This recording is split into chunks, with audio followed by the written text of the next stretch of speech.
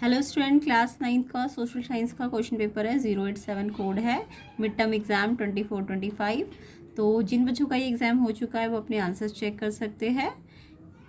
तो इसके answers check करेंगे हम एंड कमेंट करके बताइएगा कैसे एग्ज़ाम गए। तो ये इसके हिंदी मीडियम वाले बच्चों को भी डिस्कस कर लेंगे। पहले हम इंग्लिश मीडियम वालों को डिस्कस कर लेते हैं। तो ये MCQ पोर्शन कर लेते हैं पहले इसका, सेक्शन ए। तो सबसे पहला क्वेश्चन था, what is the main production activity in Palampur. तो आपको पालमपुर की मेन प्रोडक्शन एक्टिविटी पूछी गई थी। मेन मतलब वहाँ मुख्य कार्य क्या होता था। तो पालमपुर विलेज था, उसमें मेन काम क्या था, वहाँ का फार्मिंग, एग्रीकल्चर। सी ऑप्शन है यहाँ पे करेक्ट। तो किस किस बच्चे ने सी ऑप्शन पे टिक किया उनका ठीक है। और वीडियो को ज़्यादा से ज़्यादा शेयर कर देना, लाइक कर देना, और चैनल पे नए हो तो सब्सक्राइब ज़रूर करना। तो फर्स्ट का आंसर सी ऑप्शन है, फार्मिंग। नेक्स्ट क्वेश्चन देखेंगे। नेक्स्ट क्वेश्चन है आपका, from the given situation identify which are the correctly depict the condition of unemployment and choose the correct option. तो यहाँ पे सिचुएशंस गिवन है 3 और उसमें पूछा है कि किस कंडीशन पे आपको अनएम्प्लॉयमेंट के बारे में पता चलता है। तो अनएम्प्लॉयमेंट की डेफिनेशन अगर आपको आती हो तो क्या होती है अनएम्प्लॉयमेंट। अनएम्प्लॉयमेंट ऐसी सिचुएशन जहाँ पे लोग काम, मतलब जो भी एज ग्रुप होता है काम करने का, अगर उस एज ग्रुप में लोग काम करना चाहते हैं और उन्हें काम नहीं मिल पा रहा है, उनकी जो भी एग्जिस्टिंग उन्हें चाहिए वेज, तो उस सिचुएशन को हम अनएम्प्लॉयमेंट कहते हैं। तो यहाँ पे फर्स्ट अगर मैं कंडीशन को देखूँ तो सोनू 9 ईयर ओल्ड है और उसको जॉब नहीं है उसके पास। तो देखो सोनू की तो एज ही वो जो एज है 9 ईयर, वो तो एम्प्लॉयमेंट के अंदर नहीं आती ना। तो ये गलत है। सोनू 9 ईयर का उसको जॉब नहीं मिल रही, तो 9 ईयर के बच्चे को हम अनएम्प्लॉयड थोड़ा ना कहेंगे। तो ये वाला तो ऑप्शन हो नहीं सकता, आपको करेक्ट पूछा है तो ये वाला तो गलत है। रीना 19 ईयर ओल्ड है। अब देखो ये तो एज सही है, एज ग्रुप तो ठीक है एम्प्लॉयमेंट के लिए, बट उसमें क्या है, she is not interested in working outside. लेकिन वो बाहर काम ही नहीं करना चाहती। तो वो वो अगर काम ही नहीं करना चाहती तो थोड़ी ना वो अनएम्प्लॉयड मानी जाएगी। तो ये सिचुएशन भी गलत है अनएम्प्लॉयमेंट होने के लिए। नेक्स्ट देखेंगे थर्ड, सचिन 25 ईयर ओल्ड है, वो भी अपने एज ग्रुप, ठीक है एज ग्रुप में। तो 9 वाला बच्चा है अगर, तो वो थोड़ी ना माना जाएगा, चाहे वो काम करना भी चाहता हो तब भी वो तो अनएम्प्लॉयड थोड़ा ना माना जाएगा। लेकिन ये एज तो ठीक थी बट वो काम ही नहीं करना चाहती, इसलिए ये अनएम्प्लॉयड नहीं, ये गलत है। ये एज देखो 25 ईयर मानी जाएगी, बट वो वेल एजुकेटेड भी है और साथ ही साथ वो काम करना चाह रही है जो भी करंट वेज है, बट शायद उसको जो से अपनी एबिलिटी के अकॉर्डिंग, अपने एजुकेशन के अकॉर्डिंग जो मिलना चाहिए सैलरी, वो नहीं मिल पा रही होगी, बट वो काम तो विल कर रही है ना। तो अगर कोई जो भी एम्प्लॉयमेंट की एज होती है अगर उस पर है और अगर वो विल कर रहा है काम करने की, तो तब वो क्या माना जाएगा, अगर उसे काम नहीं मिल रहा तो फिर वो अनएम्प्लॉयड है। तो ये करेक्ट ऑप्शन इसमें थर्ड वाला है। तो थर्ड वाले का मतलब कौन सा वाला ऑप्शन में थर्ड है, देखो ओनली थर्ड है, तो बी ऑप्शन इसका आंसर है। बी ऑप्शन आंसर है, सेकंड का आंसर बी ऑप्शन है। किस किस बच्चे ने लिखा है कमेंट करके बताइएगा। नेक्स्ट देखेंगे, Gujjar Bakarwal pastoral community is related to which of the following state या यूनियन टेरिटरी। तो जो गुज्जर बकरवाल है ये कौन सी कम्युनिटी से बिलोंग करते हैं, तो ये आपने पढ़ा होगा, बताओ, पंजाब, जम्मू कश्मीर, राजस्थान की, मध्य प्रदेश। तो गुज्जर बकरवाल जो होते हैं जम्मू कश्मीर से बिलोंग करते हैं, तो सी ऑप्शन इसका आंसर है। Next question, by which name a vast meadow in high mountain edge is known. तो अगर कोई वास्ट मिडो है हाई माउंटेन में तो उसको क्या कहते हैं, तो उसको वास्ट मिडो को हम बुग्याल कहते हैं। ए ऑप्शन है इसका आंसर, बुग्याल। ठीक है, किस किस बच्चे ने लिखा ए ऑप्शन कमेंट करके बताना। तो फर्स्ट का आंसर सी फार्मिंग हो जाएगा, सेकंड का आंसर बी ऑप्शन है जिसमें थर्ड वाला है, ओनली थर्ड वाला ही अनएम्प्लॉयड है ना, बी ऑप्शन। थर्ड का आंसर सी है जम्मू कश्मीर, और फोर्थ का आंसर ए है बुग्याल। ठीक है, बुग्याल किन्हें कहते हैं, जो भी वास्ट मेडो होती है हाई माउंटेन में। नेक्स्ट क्वेश्चन देखेंगे, हु लेड द मिलिट्री कूप इन पाकिस्तान इन अक्टूबर 99। पाकिस्तान में अक्टूबर 99 में किसने नेतृत्व किया था मिलिट्री कूप का, तो ये थे परवेज मुशर्रफ। बी ऑप्शन है इसका answer, B option Parvez Musharraf. Next question देखेंगे, तो अब हम थोड़े हिंदी मीडियम वालों को डिस्कस करते जल्दी जल्दी। तो देखो फर्स्ट क्वेश्चन है आपका, पालमपुर गांव के लोगों की मुख्य आर्थिक क्रिया, तो ये थी कृषि, सी ऑप्शन आंसर है इसका। नेक्स्ट देखेंगे, कौन सा बेरोजगारी का सही प्रदर्शन है, तो यहाँ पे थर्ड वाला है, जो सचिन 25 साल का पढ़ा लिखा भी बट उसे काम नहीं मिल पा रहा, तो थर्ड वाला बी ऑप्शन आंसर है इसका। नेक्स्ट, गुजर बकरवाल चरवाहा किससे बिलोंग करता है? जम्मू कश्मीर, सी ऑप्शन है इसका आंसर भी। ऊंचे पहाड़ों पर जो घास के मैदान होते हैं उसको क्या कहते हैं? उसको हम बुग्याल कहते हैं, ए ऑप्शन है इसका आंसर, बुग्याल। जो लगे हुए इसमें वो नहीं है, सारे आंसर ठीक, बुग्याल, ए ऑप्शन है इसका आंसर। नेक्स्ट देखेंगे, किसने अक्टूबर 99 में पाकिस्तान में सैनिक तख्तापलट की अगुवाई की? तो किसने करी थी सैनिक का तख्तापलट की अगुवाई? ये थे परवेज मुशर्रफ, बी ऑप्शन, ठीक है। तो ये जो क्वेश्चन पेपर में लगे हैं ठीक, वो सारे सही नहीं है, तो जो मैं बता रही हूँ आंसर वो है B option, Parvez Musharraf. Next question देखेंगे। Next question number 6, Maldhari pastoral nomads are mainly found in which state of India? Maldhari pastoral nomads कहाँ पाए जाते हैं? ये गुजरात में पाए जाते हैं, ठीक है। मालधारी वाले कहाँ पे? Gujarat, C option. Next question, who said democracy is of the people, for the people and by the people? किसने कहा था डेमोक्रेसी लोगों के लिए है, लोगों की है, लोगों के लिए है, लोगों के द्वारा है?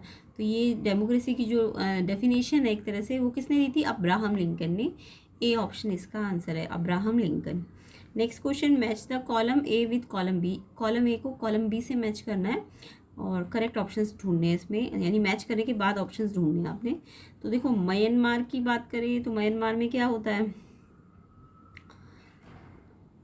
म्यांमार में आपका आर्मी रूल होता है, जो आपको बिल्कुल कंफर्म हो ना, पहले उसे कर लिया करो। म्यांमार में आर्मी रूल होता है, और बाकी पाकिस्तान में तो आपको पता है मिलिट्री कूप होता है, अभी पढ़ा भी था ना, परवेज मुशर्रफ ने मिलिट्री कूप को लेड किया था। तो पाकिस्तान तो मिलिट्री लूप है, यानी कि फोर्थ का तो फोर्थ होना चाहिए। और पक्का और किसका पता है? सऊदी अरेबिया का भी आपको पता होगा, वहाँ पे राजा का शासन होता है, तो ये थर्ड का सेकंड होना चाहिए। तो पहले तो फोर्थ का फोर्थ वाले तो बहुत सारे ऑप्शन है, इसको पता, सऊदी अरेबिया का थर्ड का सेकंड वाला कौन सा ऑप्शन है? ये वाला ना, तो ये वाला ऑप्शन ठीक है, यानी ये दोनों ठीक है ना, फोर्थ का फोर्थ और थर्ड का सेकंड। तो ये दोनों मुझे कंफर्म्ड है, तो मैंने ये वाले दो ढूंढे, तो ये दोनों इसी में आ रहे हैं और कहीं तो आ नहीं रहे, तो यानी ये वाला ऑप्शन होना चाहिए, बी ऑप्शन। बाकी और भी आपको आना चाहिए। म्यांमार में आर्मी रूल होता है, यानी फर्स्ट का थर्ड है, देखो मैंने इसी में बताया था ना। और चिली का डायलेटस, तो ये इसका सेकंड का फर्स्ट होना चाहिए, और ये बाकी का, तो बी ऑप्शन इसका आंसर है क्वेश्चन नंबर 8 का। तो question number 5 Parvez Musharraf, B option. Question 6 C Gujarat. Question 7 A Abraham Lincoln. 8 का आंसर बी ऑप्शन करेक्ट है, मतलब करेक्ट मैचिंग हो रही है बी में। नेक्स्ट देखेंगे, तो आई होप सबने बी ऑप्शन पे टिक किया, कमेंट करके मुझे बताना कैसा गया आपका एग्जाम। एंड वीडियो को शेयर ज़रूर करना, इतनी मेहनत करते हैं, मोटिवेशन मिलेगा। शेयर कीजिए, लाइक कीजिए, कम से कम 500 लाइक तो मिलना चाहिए वीडियो को, ठीक है। तो इसके अलावा साइंस की प्रिपरेशन करने के लिए साइंस की प्लेलिस्ट को भी अच्छी तरह से चेक कर लेना, रिवाइज करना अच्छी तरह से, करके देखना, खासकर न्यूमेरिकल, केमिकल रिएक्शंस वगैरह जो भी है, तो उसको आपको सिर्फ देखना नहीं है, अपनी प्रैक्टिस करनी है कॉपी नोटबुक के साथ। तो प्लेलिस्ट सेक्शन को ज़रूर देख लेना, साइंस का भी, मैथ्स का भी बना हुआ है। Next question number 9, name the autobiography of Nelson Mandela. Nelson Mandela की ऑटोबायोग्राफी तो इंपॉर्टेंट होती है, ये तो नेल्सन मंडेला आपने इंग्लिश में भी पढ़ा होगा। नेल्सन मंडेला की अफ्रीका में था ना, उन्होंने अपार्थाइड मूवमेंट चलाया था, तो उसकी ऑटोबायोग्राफी जो होती है वो है long walk to freedom, D option है इसका answer, D the long walk to freedom. तो ये आंसर जो ठीक है वो सारे सही नहीं है, जो मैं बता रही हूँ वही आंसर ठीक है, the long walk to freedom. Next चलिए हिंदी वालों को देखते हैं जल्दी से। मालधारी खाना बदोश चरवाहे भारत के किस राज्य से पाए जाते हैं? तो ये गुजरात, क्या है इसका आंसर? गुजरात।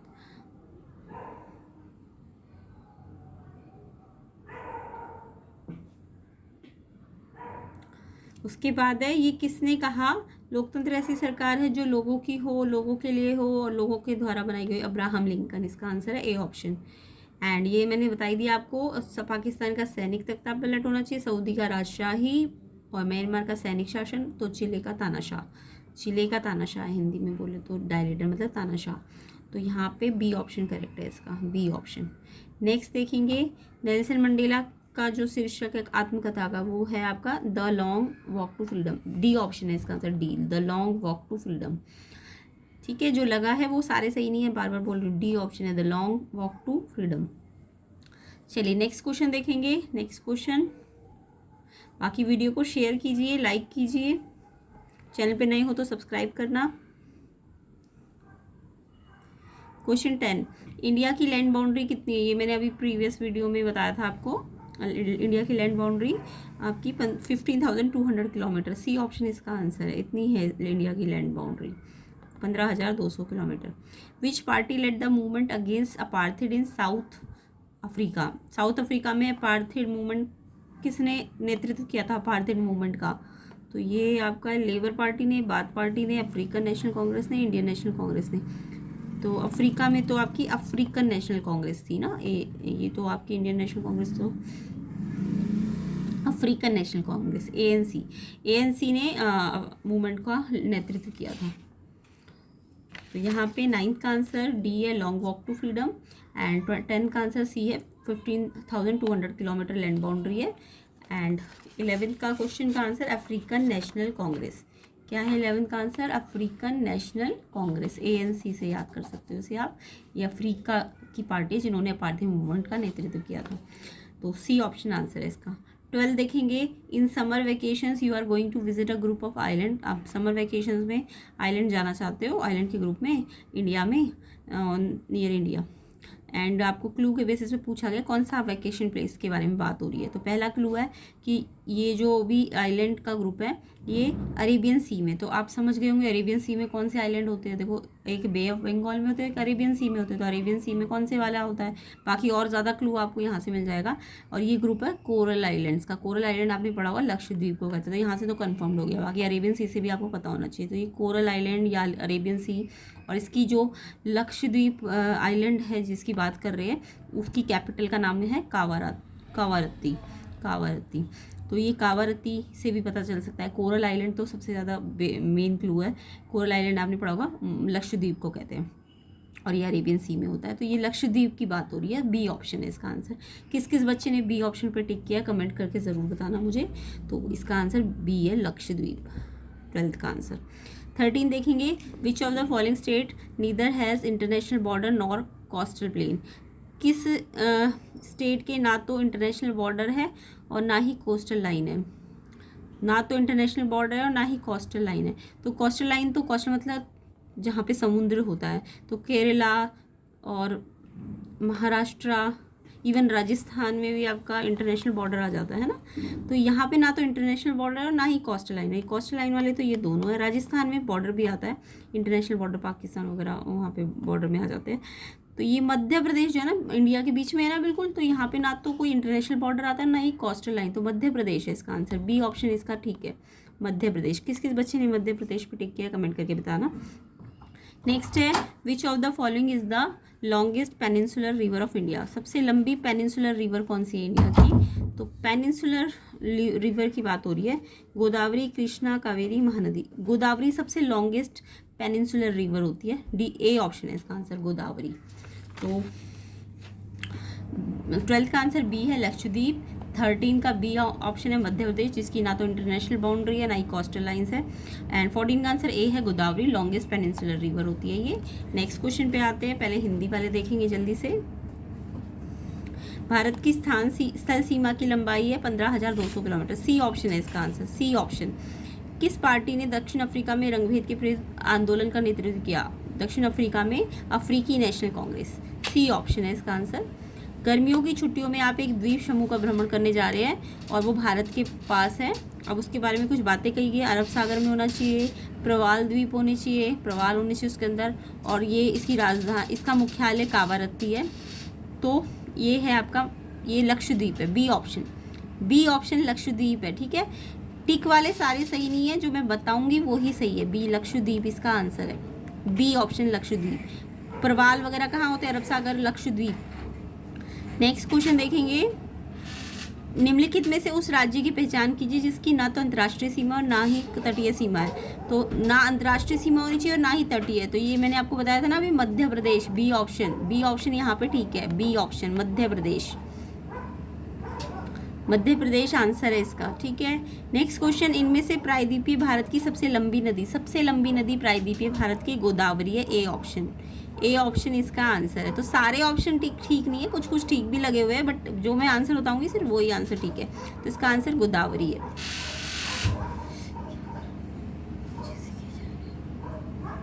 नेक्स्ट क्वेश्चन देखेंगे,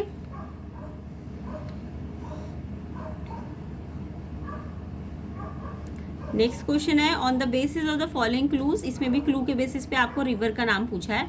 तो इसके क्लू है ओरिजिनेट फ्रॉम गंगोत्री ग्लेशियर, यहाँ से पता चल गया कि गंगोत्री ग्लेशियर से कौन सी नदी निकलती है, तो गंगोत्री ग्लेशियर से सबको पता है कौन सी नदी निकलती है। और भी क्लू देख लो, और इसकी ट्रिब्यूटरीज के नाम दिए घाघरा गंडक कोसी, घाघरा गंडक कोसी इनकी ट्रिब्यूटरी का नाम क्या होता है।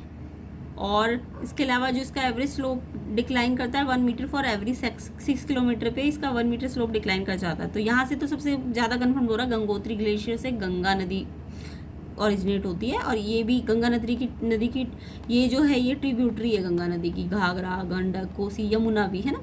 तो घाघरा गंडक कोसी ये किसकी ट्रिब्यूटरी है, ये गंगा नदी की ट्रिब्यूटरी है। तो इसका आंसर गंगा है, गंगा ग्लेशियर से निकलती है ना, गंगोत्री ग्लेशियर से। तो सी ऑप्शन इसका आंसर है। और इसकी ट्रिब्यूटरी के नाम घाघरा गंडक कोसी, तो एक्स्ट्रा क्वेश्चन में भी आप याद कर सकते हो कि गंगा की ट्रिब्यूटरी कौन कौन है, घाघरा गंडक कोसी।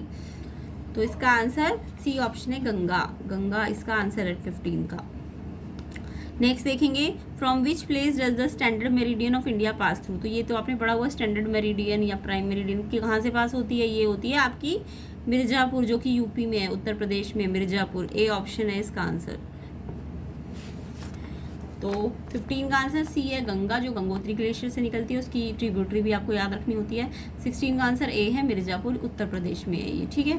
तो यहाँ से प्राइम मेरिडियन क्या होती है, पास होती है। तो इसका answer Mirzapur A option.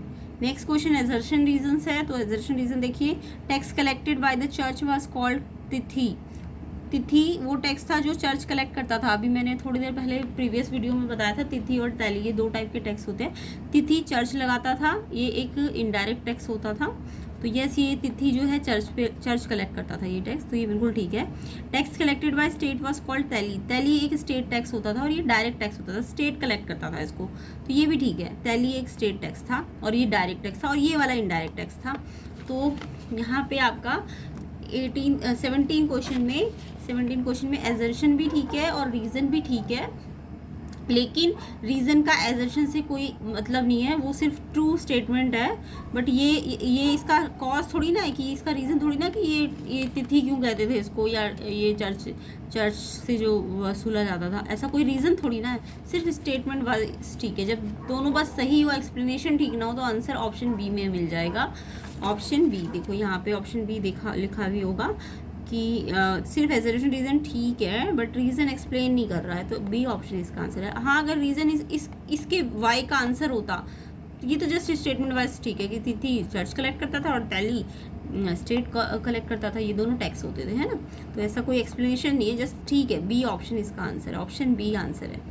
Next question, तो यहाँ पे हम हिंदी वालों का भी आंसर बता देते हैं।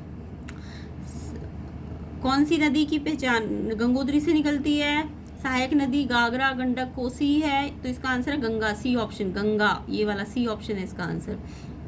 नेक्स्ट क्वेश्चन, भारत की मानक यामोत्तर रेखा कौन सी जगह से गुजरती है, Mirzapur, A option Mirzapur A option.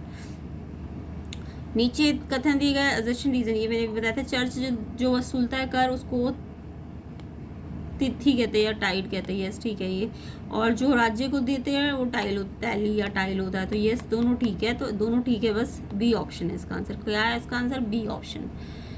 Next question देखेंगे,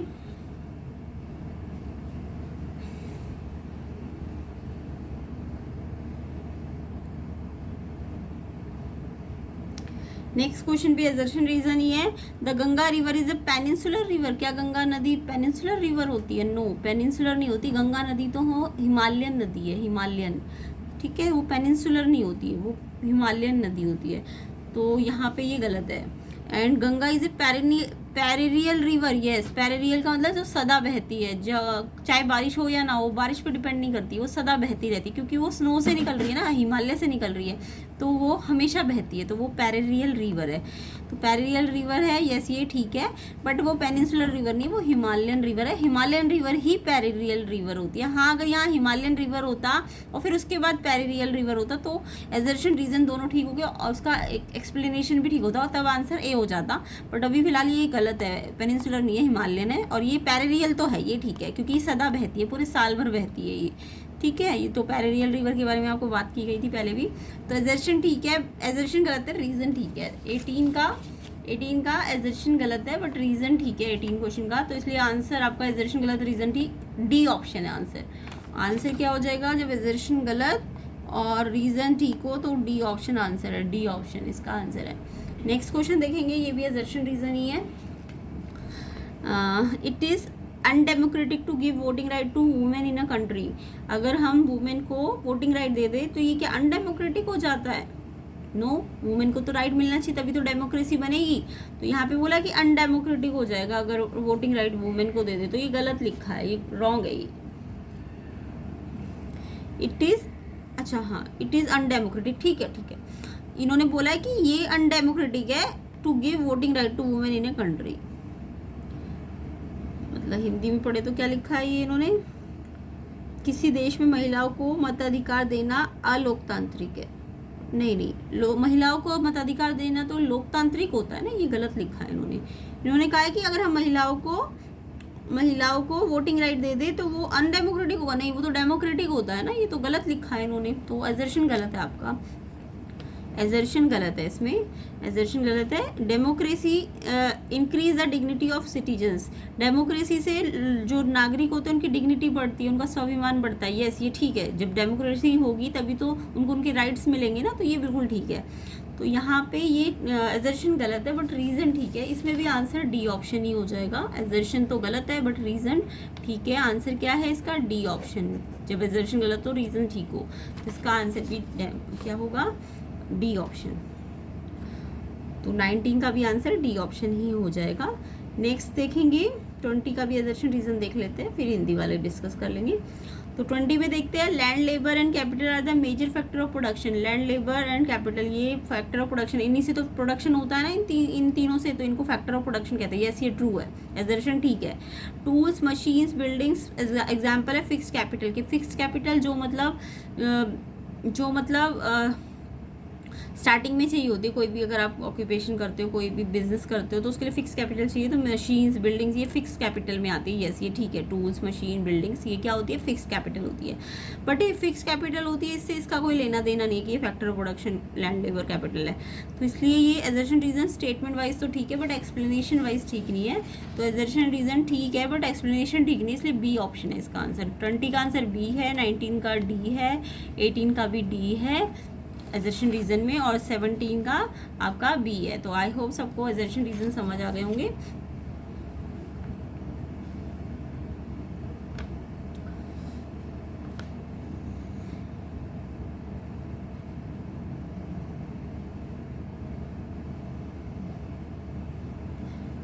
तो यहाँ पे हिंदी वाले भी एजर्शन रीजन जल्दी से देख लीजिए। गंगा नदी प्रायद्वीपीय भारत की नदी है, ये गलत है। गंगा नदी सदा नीरा है, सदा बहती है, ये ठीक है। तो ये गलत है बट ये सही है, इसलिए आंसर डी ऑप्शन है इसका, 18 का डी ऑप्शन ठीक है इसका। नेक्स्ट क्वेश्चन 19, किसी देश में महिलाओं को मताधिकार देना अलोकतांत्रिक है। नो, महिलाओं को अधिकार मिलेगा वोटिंग का तो वो तो लोकतांत्रिक कहलाएगा, तो गलत है, ये गलत लिखा है इन्होंने, अलोकतांत्रिक बोल दिया जबकि लोकतांत्रिक होना चाहिए, गलत है ये। लोकतंत्र नागरिकों के सम्मान में वृद्धि करता है, यस ये ठीक है। तो ये एजर्शन गलत, रीजन ठीक, इसका मतलब कौन सा ऑप्शन है, डी ऑप्शन है इसका भी, डी ऑप्शन आंसर है। नेक्स्ट है, नीचे दो कथन दिए गए, इसमें भी एजर्शन रीजन है। भूमि, पूंजी, श्रम ये उत्पादन के साधन होते हैं, यस ये ठीक है। औजार, मशीन, भवन स्थायी पूंजी के उदाहरण है, यस ये भी ठीक है। बस ये ठीक है दोनों बट एक्सप्लेनेशन ठीक नहीं है, इसलिए दोनों ठीक है। दोनों ठीक का मतलब ऑप्शन बी है इसका आंसर, ऑप्शन बी 20 का आंसर है।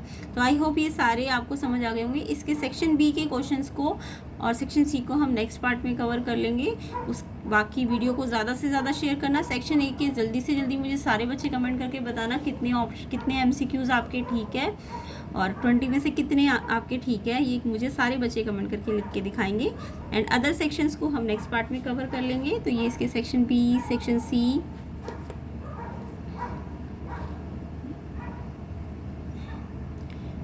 सेक्शन डी, बाकी ये भी कमेंट करके बताना एग्ज़ाम कैसा गया। वीडियो को ज़्यादा से ज़्यादा शेयर कर देना, लाइक कर देना। प्लेलिस्ट सेक्शन को देख लेना, साइंस की बनी हुई है, मैथ्स की बनी हुई है अपनी प्रैक्टिस करने के लिए। ये इसके सेक्शन ई के क्वेश्चन है, केस बेस्ड क्वेश्चंस।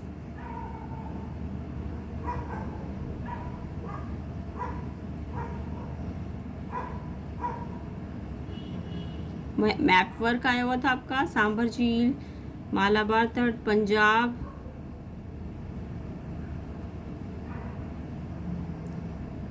K2 पर्वत।